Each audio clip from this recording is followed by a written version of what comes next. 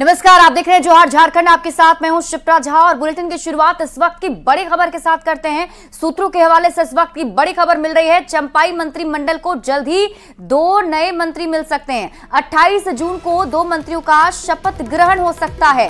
अल्पसंख्यक कोटे से इरफान अंसारी बन सकते हैं मंत्री, तो वहीं एससी कोटे से बैजनाथ राम के नाम पर चर्चा चल रही है और सूत्रों के मुताबिक दोनों नेताओं को शपथ की सूचना भी मिल चुकी है।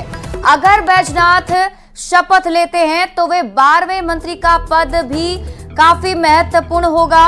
और आपको बता दें कि जामताड़ा से विधायक है इरफान अंसारी, तो लातेहार से विधायक है बैजनाथ राम, जिनके नाम की चर्चा चल रही है। तो इस वक्त की बहुत बड़ी खबर आपको सूत्रों के हवाले से बता रहे हैं। चंपाई मंत्रिमंडल को जल्द ही मंत्री मिल सकते हैं। जानकारी के मुताबिक 28 जून को ही 2 मंत्रियों का शपथ ग्रहण हो सकता है।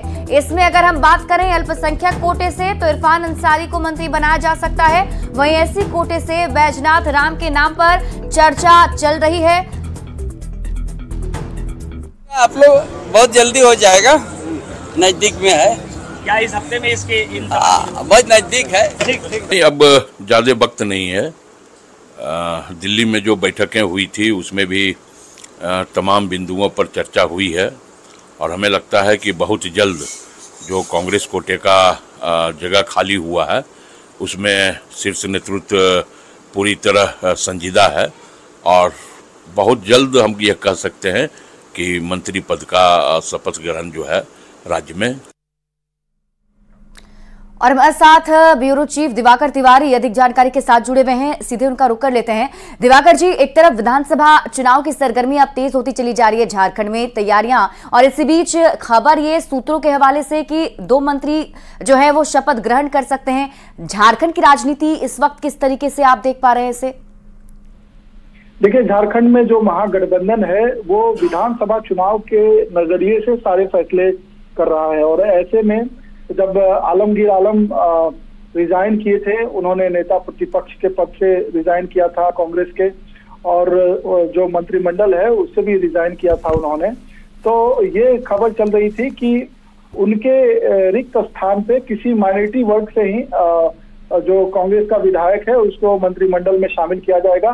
तो ऐसे में इरफान अंसारी जो उसी क्षेत्र से आते हैं जिस क्षेत्र से आलमगीर आलम का ताल्लुक है, यानी कि संथाल परगना क्षेत्र से आते हैं।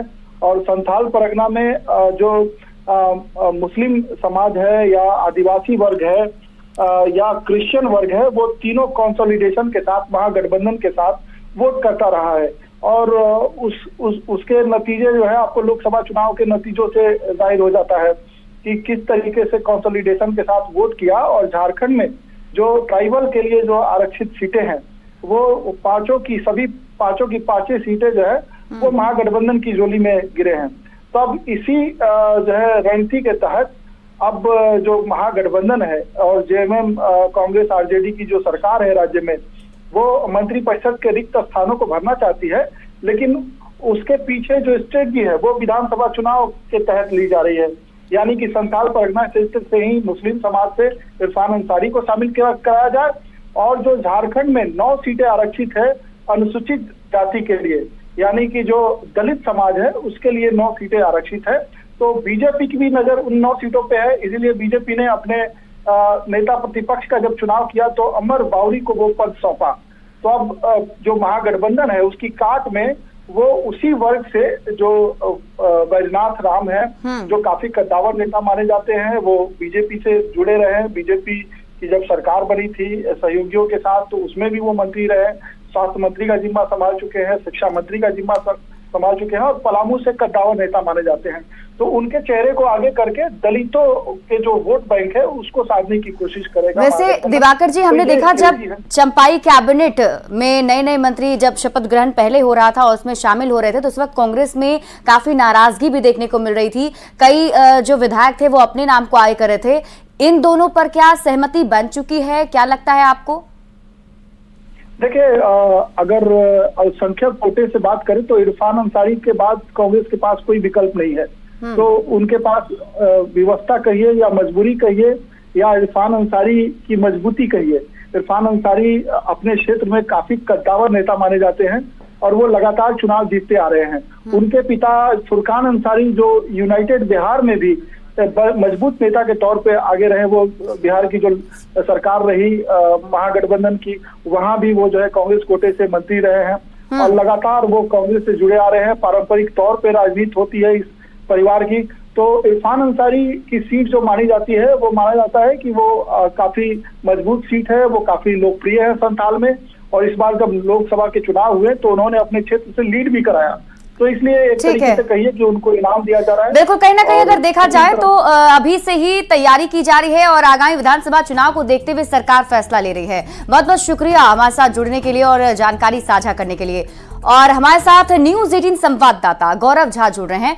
गौरव, क्या कुछ खबर मिल पा रही है? बताया जा रहा है 28 जून को शपथ ग्रहण हो सकता है, क्या कोई टाइमिंग भी फिक्स की गई है क्या?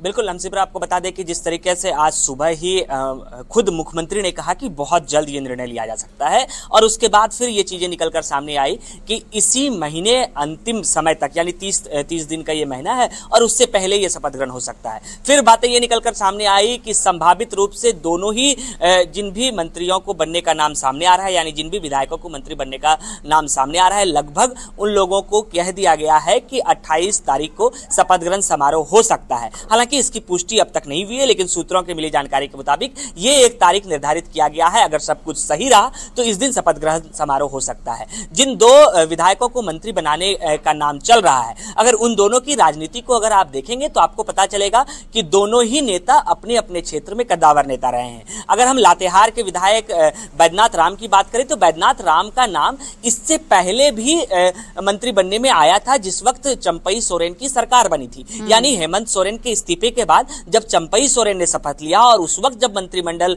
का विस्तार हो रहा था, उस दौरान बैद्यनाथ राम का नाम सामने आया था। लेकिन 12वें मंत्री के नाम पर जो विराम था वो उस वक्त भी नहीं लगा और बैद्यनाथ राम का नाम उस वक्त राजभवन जाने से पहले कट गया। तो निश्चित रूप से बैद्यनाथ राम के साथ साथ पूरा एससी समुदाय जो था वो नाराज था। उस समुदाय के नाराजगी को मनाने के लिए भी कहीं ना कहीं गठबंधन दल की ओर से यह प्रयास किया गया है कि उनको बैद्यनाथ राम को मंत्री पद दिलाया जाए। और बैद्यनाथ राम की जब हम बात करेंगे तो पलामू प्रमंडल और लातेहार का जो विधानसभा है, उन क्षेत्रों में एससी जो कास्ट के वोटर्स हैं वो डिसाइडिंग फैक्टर होते हैं। और यही वजह है कि जब पलामू में लोकसभा का चुनाव हो रहा था तो दोनों ही कैंडिडेट, वो एससी आरक्षित सीट भी थे, तो वहां ये वोटर्स जो हैं वो डिसाइडिंग फैक्टर होते हैं। इस वजह से बैद्यनाथ राम के सहारे यहाँ एससी वोटर्स को साधने का प्रयास भी कर रही है। अगर इस तरीके से हम भाजपा की राजनीति को देखिए तो भाजपा ने एससी वोटर्स को साधने के लिए नेता प्रतिपक्ष अमर बावरी को बनाया है और कहीं ना कहीं उसी का तोड़ निकालते हुए गठबंधन दल ने बैद्यनाथ राम का नाम सामने लाया।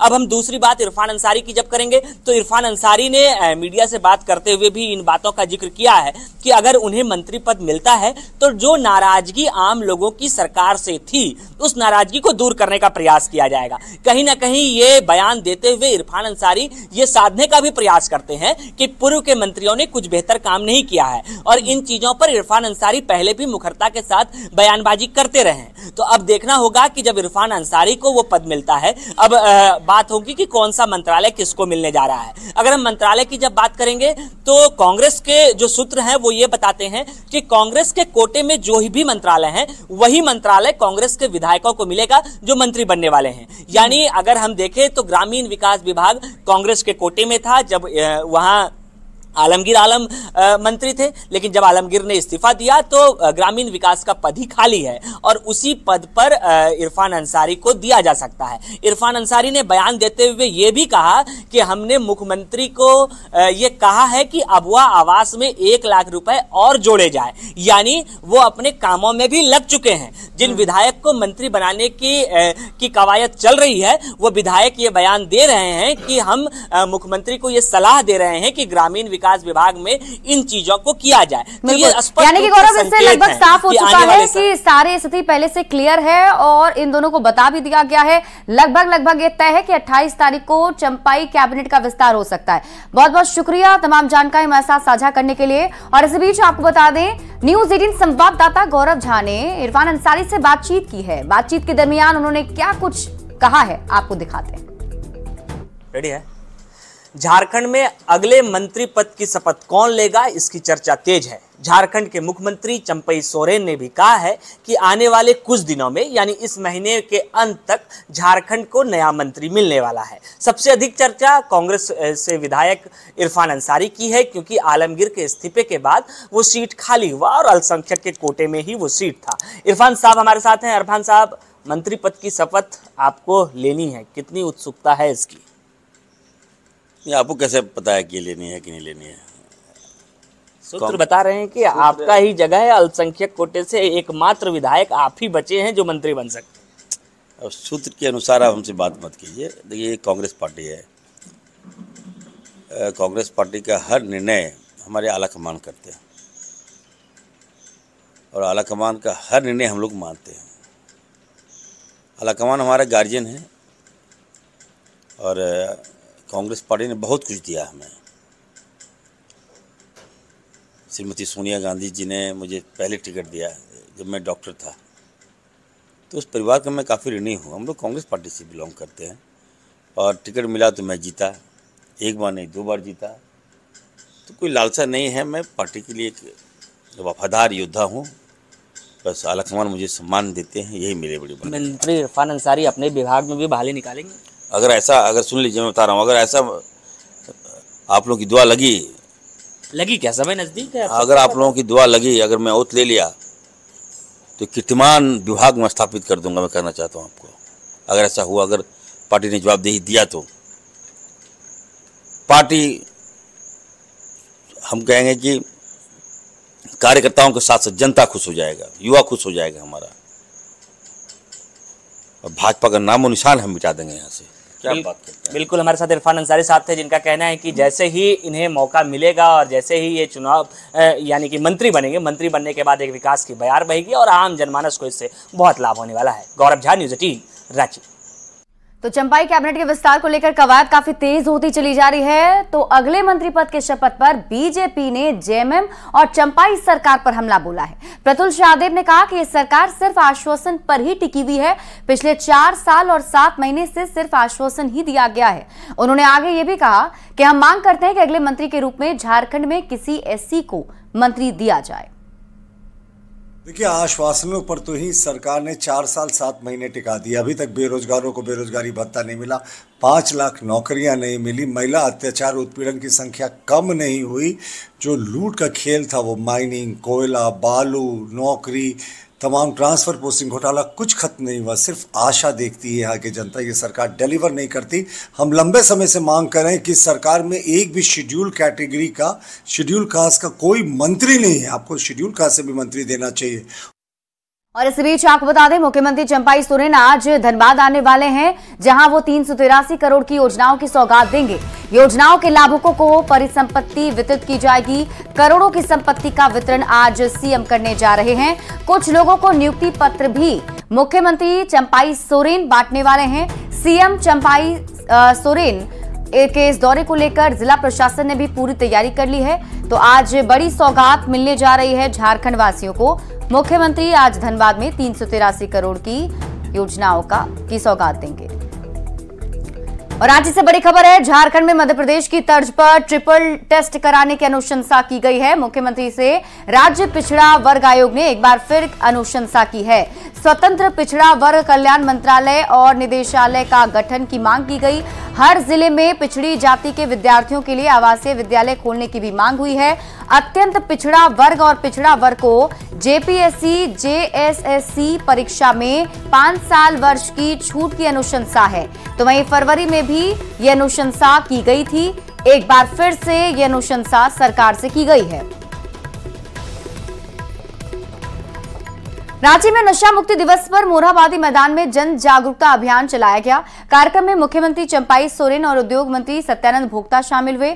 इस दौरान कई आला अफसर भी मौजूद रहे। इस दौरान मुख्यमंत्री चंपाई सोरेन ने कहा कि नशा किसी भी राज्य के विकास में बाधा पैदा करता है और इससे जीवन पर भी असर पड़ता है। चंपाई सोरेन ने युवाओं से अपील की कि वो नशे से दूर रहें। मुख्यमंत्री जी और समस्त अतिथिगणों के कर कमलों के द्वारा महोदय और समस्त आज का दिन संकल्प लेने का दिन है, प्रतिज्ञा लेने का दिन है कि हम नशा से दूर रहेंगे। अच्छा श्वास, अच्छा जीवन यापन करने का ये संकल्प का दिन है। आज जैसे जैसे ये तस्करी लोग बढ़ाते हैं, कार्रवाई भी बहुत हुआ है, बहुत सा जेल भी गया है, लेकिन हम लोग को आप सावधान होना, बहुत ज्यादातर ये प्रदेश में फैलने लगा है, जो राज्य के लिए बहुत बड़ा हानि होगा। राज्य से बड़ी खबर है, आजसू का आज राज्य भर में हल्ला बोल कार्यक्रम है। 6 जुलाई तक ये कार्यक्रम चलने वाला है। हल्ला बोल कार्यक्रम के जरिए आजसू जनता की आवाज बनेगा। 30 जून को पूरे राज्य में हूल दिवस मनाएगी आजसू। सभी 260 प्रखंडों और 51 नगर इकाइयों में हल्ला बोल कार्यक्रम आयोजित की जानी है। कार्यक्रम के माध्यम से भ्रष्टाचार, महिला उत्पीड़न, बिजली आपूर्ति में अनियमितता, मनरेगा मजदूरों को मजदूरी न मिलना, पलायन और मानव तस्करी समेत जनमानस को आ रही अन्य समस्याओं के खिलाफ नगर आयुक्त और विकास प्रखंड पदाधिकारी को ज्ञापन सौंपा जाएगा। बोकारो से आपको बड़ी खबर बता दें, जहां बीएसएल में प्रमोशन देकर अफसर बनाने की गड़बड़ी की खबर मिल रही है। 16 कर्मचारियों के खिलाफ मामला दर्ज किया गया है। सीबीआई की धनबाद एंटी करप्शन ब्रांच ने जांच शुरू कर दी है। बीएसएल में एग्जीक्यूटिव ग्रेड पद पर प्रमोशन के लिए परीक्षा ली गई थी। परीक्षा में पैसा और पैरवी का जमकर खेल हुआ था। भारत सरकार के इस्पात मंत्रालय ने विजिलेंस डायरेक्टर नीरज अग्रवाल मामले की सीबीआई जांच के लिए सिफारिश की थी। ओएमआर शीट में इसमें गड़बड़ी की बात कही गई थी, जिसके बाद ये कार्रवाई जारी है और अब बताया जा रहा है कि इस पर जांच करते हुए सामने आ पाया है कि कई सारी गड़बड़ी इसमें पैसे को लेकर की गई है। हजारीबाग में कुछ ही घंटों की बारिश ने नगर निगम की पोल खोल दी है। नजारा हजारीबाग नगर निगम क्षेत्र के वार्ड नंबर 23 और 24 का है, जहां आधे घंटे की बारिश के बाद ही सड़क दरिया बन गई, जिससे लोगों को आने जाने में काफी परेशानी हो रही है। वैसे तो नगर निगम की ओर से मानसून से पहले ही जल निकासी के लिए बेहतर इंतजाम किए जाते हैं, लेकिन यहां निगम प्रशासन कुंभकर्णी नींद में सोया है, जिसका खामियाजा आम लोग भुगत रहे हैं। हम लोग को आना जाना दुश्वार हो गया। मतलब ये कोई ऐसा थोड़ी होता है, नगर निगम वाला वेतन दीजिए, ये दीजिए, वो दीजिए, दिस डेट बोलता है, लेकिन कम से कम इसको तो सुरक्षा रखना चाहिए, सुरक्षित। नाली बना नहीं, रोड बना दिए, पानी आके जम जाती है, आने जाने में कितनी परेशानी है, आप खुद देख रहे हैं।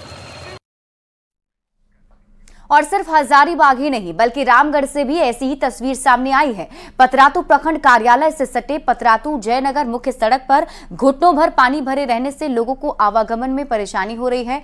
हजारों लोग इस सड़क का इस्तेमाल आवागमन के लिए करते हैं। बारिश होने पर लोगों के घर और दुकानों में भी पानी चला जाता है। पानी भर जाने के बाद लोगों को सड़क का पता नहीं चल पाता। स्थानीय लोगों का आरोप है कि सड़क के दोनों ओर नाली नहीं होने की वजह से यहां पर पूरे साल जल जमाव की समस्या बनी रहती है। प्रखंड कार्यालय से बिल्कुल सटे इस सड़क के जल जमाव की ओर जनप्रतिनिधि और अधिकारी भी इसके स्थायी निदान के लिए ठोस कदम नहीं उठा रहे हैं। मौजूद हूँ पतरातू प्रखंड कार्यालय के ठीक पीछे जयनगर बस्ती जाने वाले सड़क पे। आप देख सकते हैं कि किस तरह से यहाँ पर जल जमाव की स्थिति है। पूरे साल भर इसी तरह का स्थिति यहाँ पर रहता है। ज़्यादा बारिश होने पर यह पानी जो है घरों में और दुकानों में घुस जाता है। यहाँ पर कुछ लोग हैं, उनसे हम बात कराएंगे। क्या आपका नाम है? दिनेश कुमार। मैं अनुगत यह है कि सालों भर यहाँ पर पानी का जमाव रहता है, जिसकी वजह से हमारे दुकान पे कस्टमर आने का कष्ट होता है और कस्टमर लोग भी काफ़ी लोग नहीं आना चाहते हैं। निर्माण नहीं हुआ, नाली का आज तक कोई निर्माण नहीं है। जब भी किसी से बोला गया है, बस संतावना ही मिला है कि प्रोसेस जारी है, हम लोग लिख के दिए हुए हैं, ऊपर तक लिख के दिया हुआ है, लेकिन आज तक बना नहीं। रोड में पार होते हैं, पूरा पानी रहता है, आने के मन भी नहीं करता इधर। स्कूल के बच्चे लोग भी हाँ, बहुत ज़्यादा दिक्कत होता है इधर में। अच्छा। सबको ऊपर से जाता है इस जगह। हाँ, हमेशा कितना पानी भर जाता है? घुटना? हाँ, पूरा भर जाता है पूरा। हाँ, 12 मास पूरा पानी ये रहता है। पूरा पानी भरा? पूरा पानी भरा, नाली नहीं है। तो देखिए पहले कैमरे के माध्यम से किस तरह से यहाँ पर जो है जल जमाव की स्थिति जो है वो विकट है। और यहाँ बता रहे लोग कि बारिश के दिनों में तो परेशानी होती ही है, और अगर बारिश के बाद भी कई बारिश हो गई तो यहाँ पर पानी घुटना से ऊपर भर जाता है, दुकान में घरों में पानी भर जाता है। ऐसे में यहाँ के लोग नरकीय जीवन जीने को विवश हो रहे हैं, चूँकि पतरातू का पॉश इलाका है। पतरातू प्रखंड कार्यालय के ठीक पीछे जो जयनगर रोड कहलाता है, इस इलाके में कई दुकानें हैं, प्रतिष्ठान हैं और आवासीय क्षेत्र भी है। लेकिन जो पानी भर जाने के बाद लोगों को आने जाने में परेशानी होती है, स्कूल के बच्चों को भी परेशानी होती है, दूसरे लोगों को भी परेशानी है, ग्रामीणों को भी परेशानी होती है। जावेद खान, न्यूज़ 18 रामगढ़। पलामू के चुकरू गांव के स्कूली बच्चे जहरीला पानी पीने को मजबूर हैं, जिससे उनकी सेहत पर बुरा असर पड़ रहा है और बच्चों के दांत अभी से खराब होने लगे हैं। बता दें कि स्कूल में वाटर ट्रीटमेंट प्लांट लगा है जो कई सालों से खराब पड़ा है। शिक्षकों का कहना है कि कई बार इसकी शिकायत की गई, लेकिन इस पर कोई ध्यान नहीं दिया गया। हैं वो बचपन से कमजोर हड्डी होने के कारण कैसे गिर जाते हैं तो हड्डी टेढ़ा हो जाता है, जिस कारण से और दांत पीला हो जाता है। जैसे मेरा पोस्टिंग हुआ था, मैंने विभाग को भी एक लेटर देकर जांचवाया पानी का भी।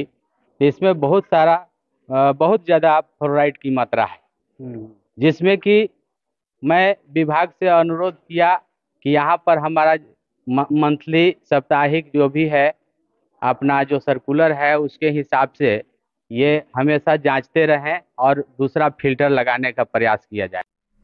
रिलायंस इंडस्ट्रीज के चेयरमैन और सीएमडी मुकेश अंबानी अपने बेटे अनंत अंबानी और होने वाली बहू राधिका मर्चेंट के साथ महाराष्ट्र के मुख्यमंत्री एकनाथ शिंदे के घर पहुंचे। मुकेश अंबानी ने सीएम एकनाथ शिंदे को 12 जुलाई को होने वाली शादी का निमंत्रण दिया। 12 जुलाई को अनंत अंबानी और राधिका मर्चेंट की शादी मुंबई के जियो वर्ल्ड कन्वेंशन सेंटर में होगी। इससे पहले सोमवार को रिलायंस फाउंडेशन की संस्थापक और चेयरपर्सन नीता अंबानी ने काशी विश्वनाथ मंदिर जाकर भगवान शिव को शादी का पहला निमंत्रण दिया था। शादी की तैयारियां जोर शोर से चल रही है। मेहमानों को कार्ड भेजे जा रहे हैं और खास मेहमानों को तो खुद मुकेश अंबानी निमंत्रण देने जा रहे हैं। और ये तस्वीर हम आपको दिखा रहे हैं उस वक्त की जब महाराष्ट्र के सीएम एकनाथ शिंदे से मिलने के लिए मुकेश अंबानी पहुंचे थे। उनके साथ उनके बेटे अनंत अंबानी और राधिका मर्चेंट जो होने वाली बहू हैं वो मौजूद थी। और अब निमंत्रण दिया जा रहा है सभी लोगों को, खास तौर पर जो वीवीआईपी गेस्ट हैं उनके पास खुद मुकेश अंबानी पहुंचकर आमंत्रित कर रहे हैं। और फिलहाल इस बुलेटिन में अभी के लिए बस इतना ही। आगे देख लेते हैं हेडलाइंस।